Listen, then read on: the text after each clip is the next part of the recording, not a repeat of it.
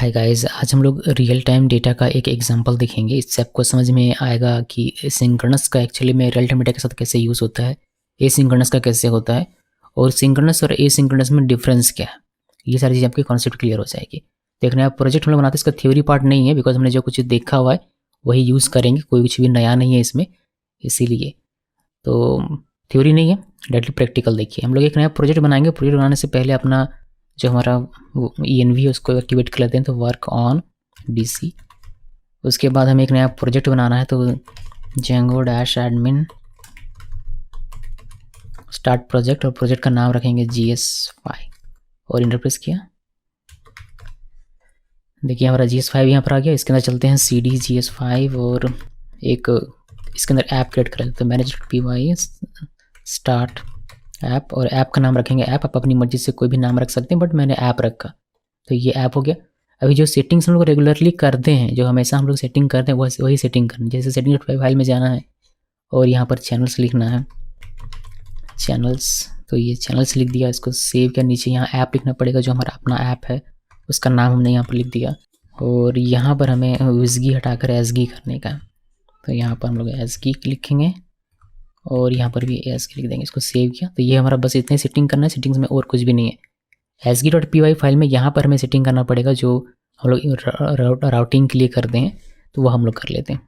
यहाँ पर मैंने अब इंपोर्ट किया राउटिंग से प्रोटोकॉल टाइप राउटर को और URL राउटर को, और एक ऐप के अंदर हम लोग अपना एक फाइल बनाएंगे routing.py नाम का, उसको मैंने इंपोर्ट किया। अभी मैंने बनाया हुआ नहीं है, बट बनाएंगे हम लोग। उसके बाद एप्लीकेशन में हमने प्रोटोकॉल टाइप राउटर लिखा। ये क्यों लिखा, ये हम लोग ऑलरेडी डिस्कस कर चुके हैं, तो दोबारा से मैं नहीं बता रहा हूँ, ठीक है। HTTP हमारा जैसा रहता है वैसे ही नॉर्मली रहेगा। यहाँ पर हमने वेब सर्वर लिखा, URL राउटर का यूज़ किया, और ये जो राउटिंग हमने यूज़ किया यहाँ पर हमने बस उसको पॉइंट कर दिया। ये हमारा एक लिस्ट का वेरिएबल बनेगा, जो हम लोग अभी बनाएंगे routing.py फाइल में, जो कि हमारे इस ऐप नाम के फोल्डर के अंदर में रहेगा। तो एसगी का कॉन्फ़िगरेशन हमने कर दिया, इसको कर देते हैं क्लोज, का कोई काम नहीं है। अपने ऐप के अंदर आते हैं और दो फाइल हमें बनाना है, एक तो consumers.py फाइल और दूसरा routing.py फाइल। तो यहाँ दो फाइल मैंने बनाया, consumers.py फाइल और routing.py फाइल। consumers.py फाइल में हम लोग जो काम करते हैं बिल्कुल वही काम करेंगे, तो दोबारा से टाइप करने के बजाय मैं इसको पिछले प्रोजेक्ट से कॉपी कर लेता हूँ। GS4 के अंदर जाते हैं, यहाँ से consumers.py फाइल, और इसको पूरे के पूरे कॉपी करते हैं। कॉपी करने के बाद GS5 में यहाँ पर पेस्ट कर दें, इसको सेव कर देते हैं। तो ये हमारा आ गया। इसको हम लोग चेंज कर देंगे। यहाँ पर ये हमारा टॉपिक नहीं है, हमारा टॉपिक है real time data example. Okay, ये हमारा एग्जाम्पल है आज का। इसको करते हैं क्लोज। इसको क्लोज करने के बाद जो राउटिंग में हमने कोड लिखा है उसको भी मैं कॉपी करें, इसको कॉपी किया। कॉपी करने के बाद अपने वाले राउटिंग में पेस्ट कर देते हैं। तो ये हमारा GS4 का काम खत्म हो जाता है। GS5 में हमने क्या किया, कंज्यूमर्स का कोड लिखा है। मैं आपको एक बार बता देता हूँ हमने क्या किया। इंपोर्ट किया सिंक कंज्यूमर को और एसिंक कंज्यूमर को और स्टॉप कंज्यूमर को। ये हमारा एक्सेप्शन है और ये हमारे क्लासेस हैं जिसको हमने इंपोर्ट किया हुआ है। हमने सिंक कंज्यूमर को इनहेट करके अपना एक कंज्यूमर बनाया है, माई सिंक कंज्यूमर, जिसमें हमने वेब सॉकेट कनेक्ट होने पर ये हमारा चलेगा, और हमने कनेक्शन को एक्सेप्ट करने का कोड लिखा हुआ है। अगर कोई डेटा रिसीव होता है क्लाइंट की तरफ से हमारे पास आता है, यानी कि एप्लीकेशन के पास आता है, तो वो हमें यहाँ पर प्रिंट होकर दिखाई देगा इवेंट टेक्स्ट से। हमने क्लाइंट को डेटा भी भेजा हुआ है इस चीज़ से, यानी कि एप्लीकेशन ने भेजा है क्लाइंट को डेटा, जो कि आप यहाँ पर देख सकते हैं लिखा हुआ है। डिस्कनेक्ट होगा तो ये हमारा चलेगा। उस तरीके से एसिंक कंज्यूमर बनाया हुआ है, सेम वही है, कनेक्ट होने का, रिसीव होने का, सेंड होने का और डिस्कनेक्ट होने का। कोई भी फैंसी कोड नहीं है। इसको हम अभी रन करेंगे तो ये हमारा अभी का अभी रन हो जाएगा। ये मैं आपको दिखाता हूँ रन करके।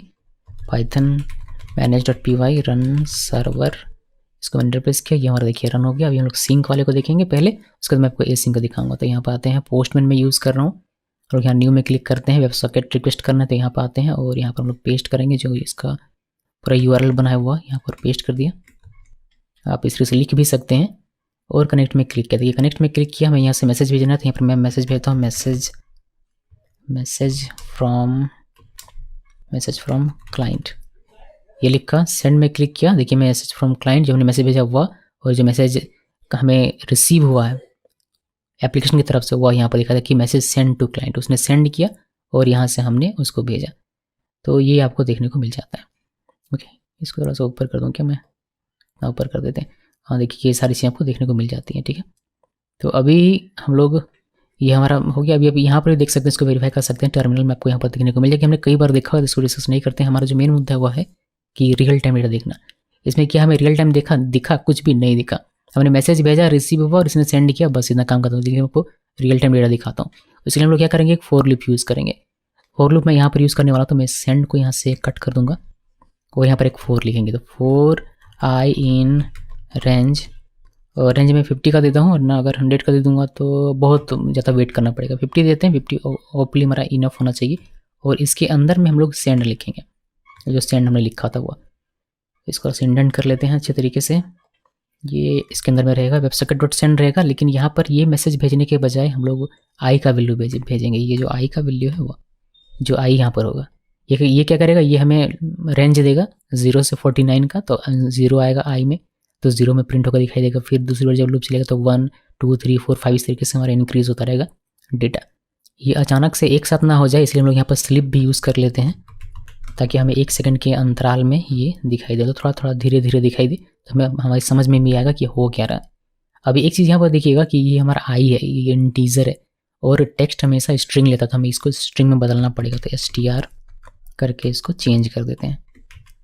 ओके, ये स्ट्रिंग हो जाएगा। अभी ये स्लिप हमने इंपोर्ट नहीं किया था, हमें इसको इंपोर्ट करना पड़ेगा टाइम से, तो यहाँ पर फ्रॉम टाइम, राइम नहीं, टाइम इंपोर्ट स्लिप। ओके, ये आपको स्लिप इंपोर्ट करना पड़ेगा, वरना ये एरर दे देता। तो हमने क्या किया, हमने सेंड किया है डेटा, लेकिन लूप के अंदर में। तो ये जब लूप पहली बार चलेगा तो कौन सा डेटा सेंड होगा, 0। दूसरी बार लूप चलेगा तो फिर सेंड होगा 1। इसी तरह से डेटा सेंड होता रहेगा, एक बार मैसेज रिसीव होगा, उसके बाद डेटा सेंड होता रहेगा, तो ये रियल टाइम डेटा हमारा बन जाएगा। जैसे जैसे हमारा एप्लीकेशन में डेटा चेंज होगा, मॉडिफाई होगा, वैसे वैसे क्लाइंट को नया डेटा मिलता जाएगा, एक एक करके नया डेटा मिलता जाएगा। तो ये एक रियल टाइम डेटा का एग्जाम्पल आपको देखने को, इसको हम सेव करते हैं। सेव करने के बाद आपको दिखाता हूँ कि ये काम कैसे करता है। तो लोग यहाँ पर जाएंगे, यहाँ से मैं मैसेजेस सारे क्लियर कर देता हूँ। हमने सर्वर स्टार्ट किया हुआ है, सर्वर हमारा रनिंग है। पोस्टमैन में आते हैं और यहाँ पर देखिएगा, आपको दिखाई देगा, तो मैसेज फ्रॉम क्लाइंट मैंने लिखा, और यहाँ पर हमारा ये यूआरएल बहुत ही बढ़िया है। हम लोग कनेक्ट में क्लिक करते हैं, कनेक्शन हमारा बन गया, आप देख सकते हैं। मैसेज फ्रॉम क्लाइंट, जब हम लोग मैसेज क्लाइंट से सेंड करेंगे तब हमारा चलेगा ये, ठीक है, और हमें दिखाई देगा टर्मिनल में, मतलब यानी कि हमारा एप्लीकेशन में जो मैसेज होगा वो रिसीव हो जाएगा। क्लाइंट जो भेजेगा वह एप्लीकेशन में रिसीव हो जाएगा इस चीज़ से, मतलब यहाँ पर आप उसको देख पाएंगे। अब बारी है एप्लीकेशन की कि वह क्लाइंट को भेजे, तो वह क्लाइंट को भेज रहा है इस कोड से, और ये लूप में भेजेगा तो धीरे धीरे धीरे धीरे एक 0 1 2 3 4 इस तरीके से डेटा को चेंज होता हुआ भेजा रहेगा। उसको हमने सेव किया, सेव तो हमने किया है, रन भी हमने कर लिया हुआ है, और हमें बस डेटा भेजने की आवश्यकता है। यहाँ से डेटा हम लोग सेंड में क्लिक करते हैं, जैसे ही भेजा देखिए सेंड फ्रॉम क्लाइंट, क्लाइंट से यहाँ पर गया। अब इसने क्या किया, अब ये सेंड कर रहा है। जब सेंड कर रहा है तो आप यहाँ पर देख सकते हैं कि ये 0 1 2 3 4 पर नया डेटा आ रहा है, 10 11 12 इसका डेटा आता जाएगा। तो ये रियल टाइम डेटा है, जैसे जैसे एप्लीकेशन में चेंज हो रहा है वैसे वैसे हमें यहाँ पर चेंज होकर दिखाई दे रहा है। ओके, तो ये एक रियल टाइम डेटा का एग्जाम्पल है। अभी मैं आपको दिखाऊंगा कि यही काम आप एसिंक्रोनस के साथ कैसे करेंगे, फिर दोनों का डिफरेंस देखेंगे। देखिए ये 49 तक हुआ और हमारा ये बंद हो गया। अब नहीं, अब चूँकि डेटा चेंज नहीं हो रहा तो यहाँ भी आपको कुछ इफेक्ट उसका देखने को नहीं मिलेगा। सिंपली मैं डिस्कनेक्ट कर देता हूँ, यहाँ से डिस्कनेक्ट कर दिया मैंने, इसको कर देते हैं नीचे, डिस्कनेक्ट हो जाएगा। अब यही मैं ए सिंक में आपको दिखाता हूँ। तो क्या करेंगे, इस पूरे को कॉपी कर लेते हैं यहाँ से यहाँ तक, और ए सिंक यहाँ नीचे आते हैं और यहाँ पर पेस्ट कर देंगे।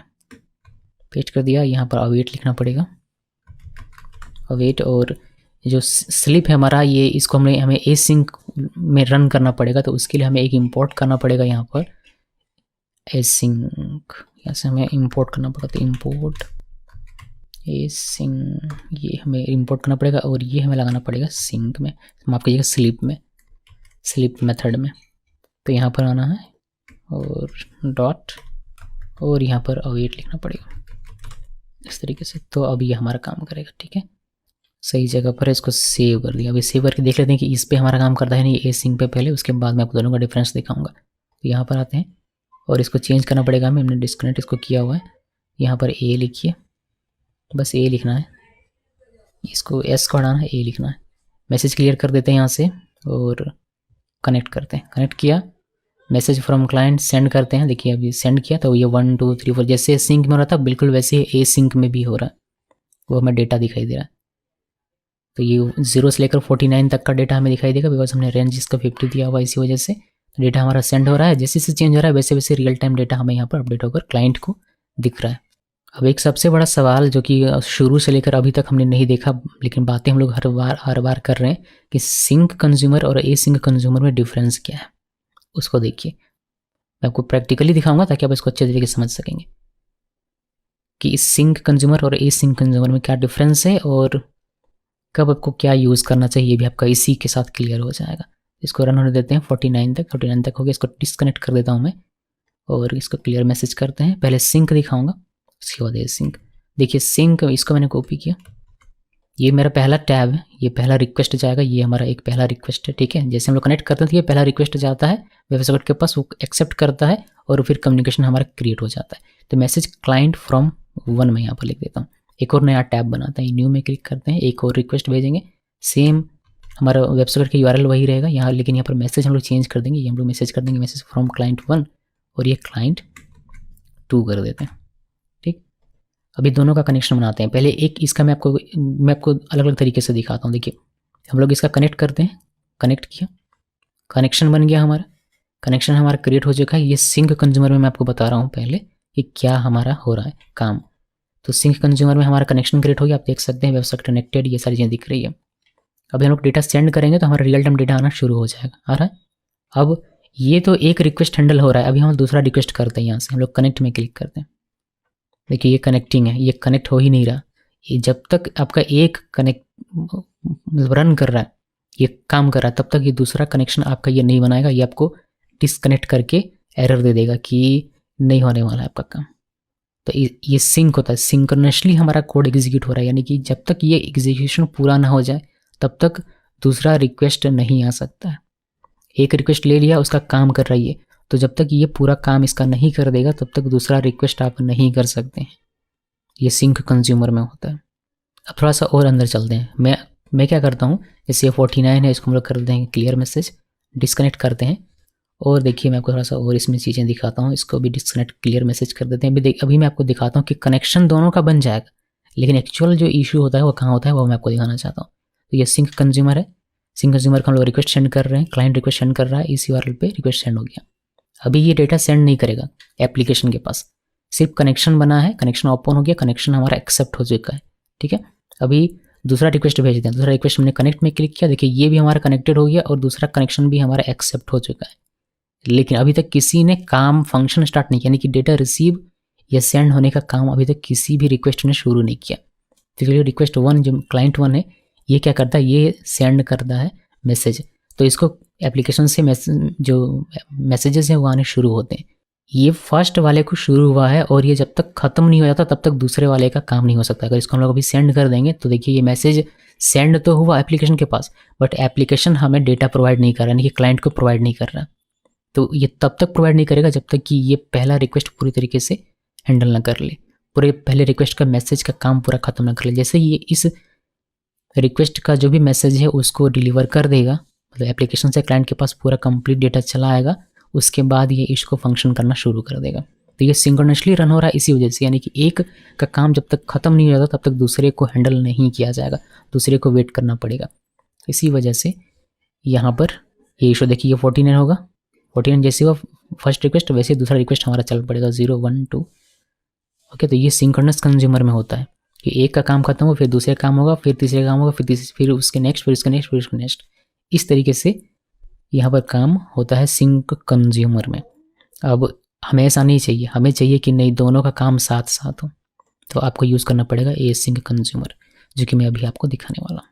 इसको जरा पहले 49 होने देते हैं, उसके बाद देखिए 49 हो गया, इसको डिस्कनेक्ट कर देते हैं और यहाँ से इसको क्लियर मैसेज, इसको डिस्कनेक्ट कर देता हूँ, क्लियर मैसेज, और हम लोग ए सिंक को करेंगे। तो ए सिंक मैंने यहाँ पर ए करना है सिर्फ, और यहाँ पर भी ए करना है। सो ए सिंक हो गया। अभी ए सिंक में देखिए कि क्या कितना बढ़िया से हमारा काम हो जाएगा। मैंने कनेक्ट में क्लिक किया, हमारा कनेक्शन बन गया। मैंने फर्स्ट क्लाइंट मैसेज भेज रहा है एप्लीकेशन को, सेंड किया, वहाँ से डेटा आना रिसीव होना हमारे शुरू हो गया। अब दूसरा रिक्वेस्ट करते हैं, दूसरा कनेक्शन हम लोग बना रहे हैं। कनेक्शन में देखिए हमारा बन गया, कनेक्टेड हो गया। अब डेटा भी भेज देते हैं और हमें वहाँ से डेटा भी आना की, यानी कि सेकंड रिक्वेस्ट का भी डेटा डिलीवर किया जा रहा है और फर्स्ट रिक्वेस्ट का भी किया जा रहा है। तो दोनों ही रिक्वेस्ट यहाँ पर ए सिंक्रोनसली हैंडल किया जा रहा है। तो ये डिफरेंस है सिंक कंज्यूमर और ए सिंक कंज्यूमर में। यहाँ सारे जो रिक्वेस्ट होंगे उन सभी को ए सिंक्रोनसली हैंडल कर लिया जाएगा। ओके, तो अभी आपको अगर सिंक्रोनसली अपने कोड को अगर आपको चाहिए कि पहला क्लाइंट का जब तक रिक्वेस्ट पूरा हैंडल ना हो जाए उसका सारा मैसेज डिलीवर ना कर दे तब तक दूसरा नहीं हैंडल होना चाहिए, तो आप सिंक कंज्यूमर का यूज़ करेंगे। और अगर आप चाहते हैं कि साथ साथ सब कुछ हो तो उस केस में आप ए सिंक कंज्यूमर का इस्तेमाल करेंगे। ओके, यहाँ पर 49 हो गया होगा, इस वाले में सेकंड वाले में होने वाला है 46 है, 47, 48, 49। तो ये रियल टाइम डेटा का एप्लीकेशन था, साथ में हमने सिंक कंज्यूमर और ए सिंक कंज्यूमर का एग्जाम्पल भी देखा। आप इसको अगर इस तरीके से देखना चाहते हैं कि मैं इसको डिस्कनेक्ट कर देता हूँ, तो क्लियर करते हैं, इसको भी क्लियर करते हैं कि पहले कनेक्शन बना ले। देखिए फर्स्ट क्लाइंट रिक्वेस्ट कर रहा है कनेक्शन के लिए, तो कनेक्शन देखिए कनेक्टेड हो गया। दूसरा रिक्वेस्ट करेगा कनेक्शन, तो कनेक्टेड हो गया।